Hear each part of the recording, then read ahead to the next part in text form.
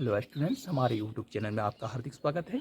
तो चलिए आज हम लोग समझते हैं संख्या 14, 15, 18, 20, 21, 22, 24 जैसी संख्याओं के विभाज्यता का नियम किस प्रकार से तैयार कर सकते हैं। तो जैसे कि हमारे पिछले वीडियो में आप लोग संख्या 12 के विभाज्यता के नियम में पढ़े थे। संख्या 12 की विभाज्यता का नियम में आप लोग क्या पढ़े थे कि संख्या 12 को हम लोग ऐसी दो संख्याओं के गुणनफल के रूप में व्यक्त करते हैं जिनका मसा एक हो या जिनका महत्तम समापवर्तक एक हो, एचसीएफ एक हो। तो उस स्थिति में संख्या 12 का अगर दो खंडों में बांटते हैं तो वो खंड बन जाता है 3 गुणा 4। तो 3 गुणा 4 कर देते हो तो 12 बन जाएगा। और साथ ही साथ में यहाँ पर जो खंड के रूप में प्राप्त संख्या है 3 और 4, उनका यदि आप एचसीएफ निकालने जाते हैं, महसा निकालने जाते हैं तो 1 हो जाता है। तो इनसे आपको 12 की विभाज्यता का नियम प्राप्त हो रहा था, जिसमें हम लोग देख रहे थे कि जो भी संख्या, ये दोनों ही संख्या यानी नीचे की दोनों संख्या 3 और 4 दोनों से पूरा पूरी विभाजित हो सकती है, तो वह संख्या 12 से भी पूरा पूरी विभाजित हो सकती है। लेकिन यदि ऐसा हो कि कोई संख्या 3 से पूरा पूरी विभाजित हो रही है और संख्या 4 से पूरा पूरी विभाजित नहीं हो रही है, या फिर संख्या 4 से पूरा पूरी विभाजित हो रही है, 3 से पूरा पूरी विभाजित नहीं हो रही है, तो उस स्थिति में दी गई संख्या 12 से पूरा पूरी विभाजित नहीं हो सकेगी। ठीक उसी प्रकार का नियम आपको अपनाने हैं संख्या 14 के साथ। 14 को भी आप लोग ऐसी दो संख्याओं के गुणनफल के रूप में व्यक्त करें कि गुणनफल के रूप में प्राप्त संख्या का मसा 1 हो जाए। तो संख्या 14 का ऐसा दो टुकड़ा करेंगे तो वह दो टुकड़ा कौन कौन से हो जाएंगे, तो 2 गुना 7 हो जाएगा। तो 2 गुना 7 अगर करने जाते हो तो वो 14 बन जाता है। साथ ही साथ में इस बात का आप लोग ध्यान रखेंगे कि यहाँ पर जो खंडों के रूप में प्राप्त संख्या है 2 और 7 है, क्या उनका मसा 1 हो रहा है। तो संख्या 2 और 7 का मसा ज्ञात करने का लॉन्ग डिवीजन मेथड आप लोग को पता होगा। इनका मसा निकालकर आप इसकी जांच पड़ताल कर सकते हो। देखिए इनका जो मसा या फिर एचसीएफ निकलता है वो कितना निकल जाता है, 1 निकल जाता है। ठीक है, यानी 14 के गुणनखंड के रूप में जो संख्या हम लोग लिए हैं 2 गुना 7 है, उन दोनों संख्याओं का मसा 1 है। यानी ये दोनों संख्याएं सह अभाज्य संख्याओं के जोड़े हैं या फिर कोप्राइम नंबर्स है। तो इस वजह से देखोगे जो भी संख्या 2 के साथ साथ संख्या 7 से भी पूरा पूरी विभाजित हो तो वह संख्या 14 से पूरा पूरी विभाजित मानी जाएगी। जैसे एग्जाम्पल में आप लोग ले सकते हैं 154 को ले सकते हो कि 168 को ले सकते हो या उससे भी आगे की संख्या को ले सकते हो। तो संख्या 154 की राशि जो देख रहे हो वह 2 से पूरा पूरी विभाजित होगी, क्योंकि 2 से विभाज्यता का नियम में हम लोग पढ़े हुए हैं। जो भी संख्या का इकाई का अंक 0 या 2 या 4 या 6 या 8 के अंक को धारण किए हुए रहे तो वह संख्या 2 से पूर्णतः विभाजित हो जाती है। तो देख लीजिए 154 में इकाई का जो अंक है वो कितना है, 4 है। तो इस वजह से ये जो संख्या 154 वो 2 से पूर्णतः विभाजित हो गई। लेकिन हम लोग को केवल यहीं पर संतुष्ट नहीं होना चाहिए, यानी 154 की राशि 2 से विभाजित हो गई और इतने मात्र से हम ये नहीं कह देंगे कि ये संख्या 14 से भी विभाजित हो जाएगी। आपको क्या करना है, 154 की राशि 7 से पूर्णतः विभाजित होगी नहीं, तो इसकी भी जांच पड़ताल कर लेनी चाहिए। तो 7 से विभाज्यता का नियम में आप क्या पढ़ें, 7 से विभाज्यता का नियम में पढ़ें कि 154 या इस तरह की जो भी संख्या आप लोगे तो उसमें इकाई का जो अंक है 4 है, उनका 2 गुना करोगे, प्राप्त गुणनफल की राशि होगी 8 और उस गुणनफल को क्या करोगे, माइनस करोगे, किससे, शेष बचे अंकों से बनी संख्या यानी 15 में। तो उस स्थिति में प्राप्त अंतर कितना होगा, 7, और उसको यदि 7 से विभाजित कर दोगे तो वह एक बार में पूरा पूरी विभाजित हो जाएगी। यानी 7 से विभाज्यता के जो नियम हैं उसमें आप पढ़ेंगे या फिर देखेंगे कि 154 की राशि 7 से पूर्णतः विभाजित हो जाती है। 7 से विभाज्यता के नियम में आप लोगों को ये जानकारी मिलेगी। तो यानी 154 की राशि संख्या 2 के साथ साथ संख्या 7 से भी पूर्णतः विभाजित हो रही है। इस वजह से हम लोग कह सकते हैं कि जो है 154 की जो राशि होगी वह 14 से भी पूर्णतः विभाजित हो जाएगी। इसी पद्धति से आप चाहें तो संख्या 15 की विभाज्यता का नियम तैयार कर सकते हैं। 15 को भी ठीक इसी प्रकार से ऐसे दो टुकड़ों में बांटिए कि उन दोनों टुकड़ों का मासा एक हो जाए। फिर उन्हें संख्याओं की विभाज्यता के नियम से जांच पड़ताल करके आप संख्या 15 से विभाज्यता का नियम खुद तैयार कर सकते हैं। जैसे संख्या 15 है, उनका 2 टुकड़ा करेंगे तो क्या करना है, 3 गुना 5 कर लेना है। तो 3 गुना 5 कर देते हो तो 15 बन जाता। और साथ ही साथ में यहाँ टुकड़े के रूप में जो प्राप्त संख्या है 3 और 5 है, उनका एचसीएफ या हाईएस्ट कॉमन फैक्टर निकालने जाते हो तो वह 1 होता है। यानी ये दोनों संख्या भी क्या है, सह अभाज्य संख्याओं के जोड़े हैं को प्राइम नंबर से। उस स्थिति में यहाँ पर क्लियर दिख रहा है 15 से विभाज्यता का नियम है कि जो भी संख्याएं संख्या 3 के साथ साथ 5 से पूर्णतः विभाजित हो तो वह संख्या 15 से पूर्णतः विभाजित हो जाएगी।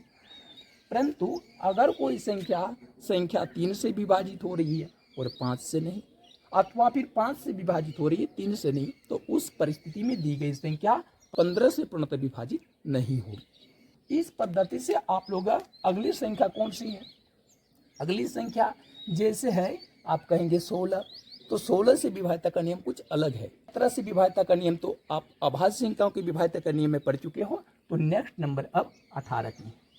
18 के मामले में भी उसी तरह से कीजिएगा।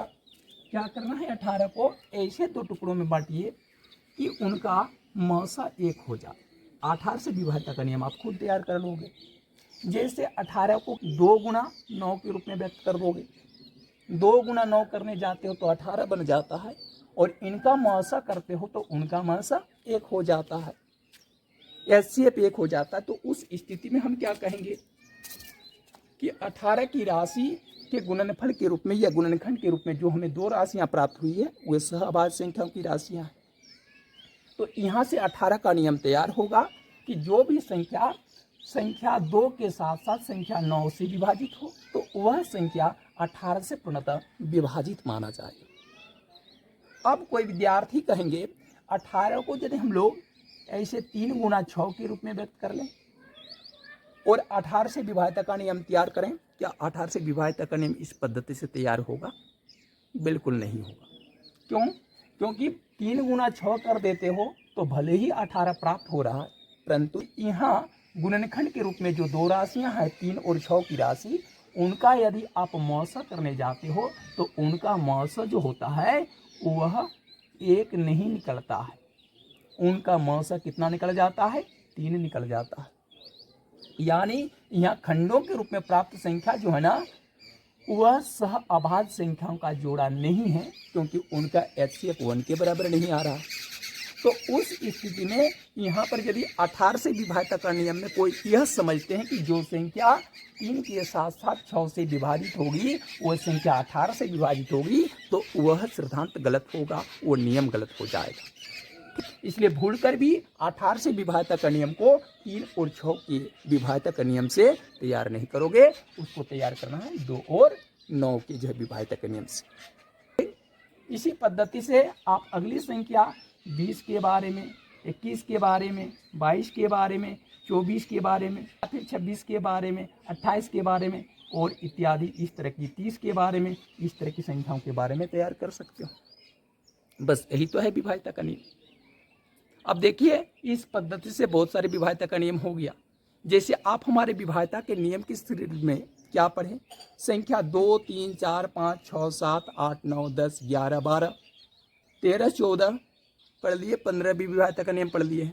अब रही बात 16 की विभाज्यता का नियम क्या कहता।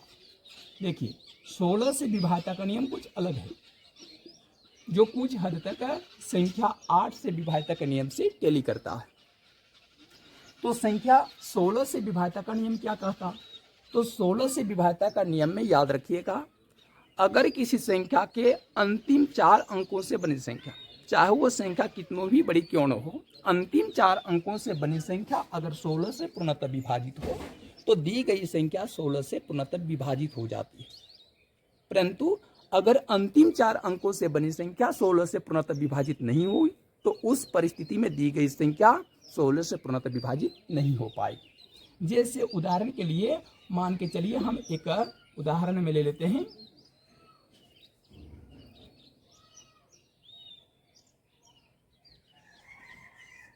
ये संख्या 67069648, इस संख्या को हम लोग 16 से अगर विभाजित करेंगे तो ये पूरी विभाजित होगी कि नहीं होगी। तो इसके लिए आपको लॉन्ग डिवीजन मेथड में जाने की कोई जरूरत नहीं है।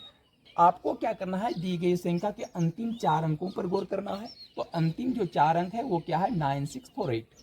यानी सिर्फ इस बात की जांच करनी है कि अंतिम 4 अंकों से जो बनी संख्या है 9648 यानी 9648, क्या यह राशि 16 से पूर्णतः विभाजित है।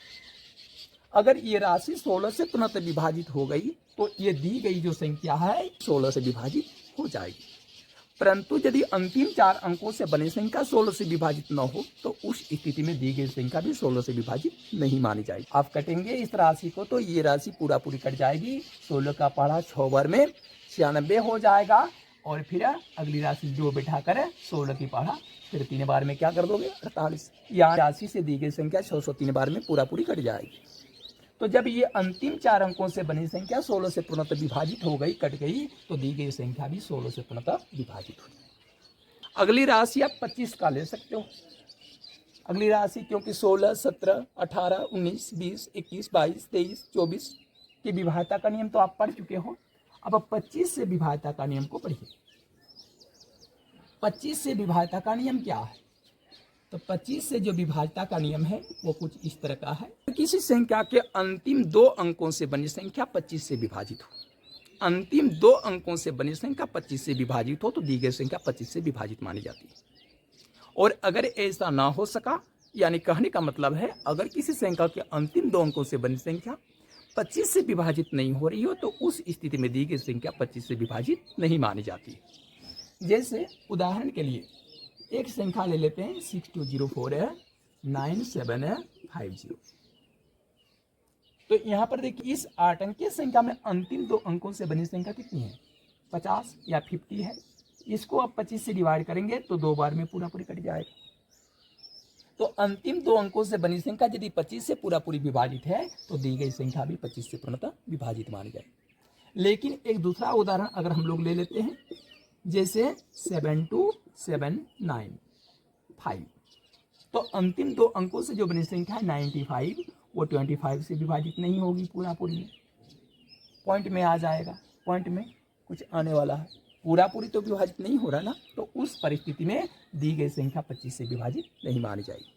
इस प्रकार से हम लोग संख्या 1 से लेकर 25 या फिर उससे आगे की संख्या की विभाज्यता के बारे में अपनी जानकारी दुरुस्त कर सकते हैं या फिर उनके सिद्धांत खुद तैयार कर सकते हैं। तो आज का टॉपिक फिलहाल हम लोग यहीं पर जो है खत्म करते हैं। जय हिंद, जय भारत। जय हिंद, जय भारत।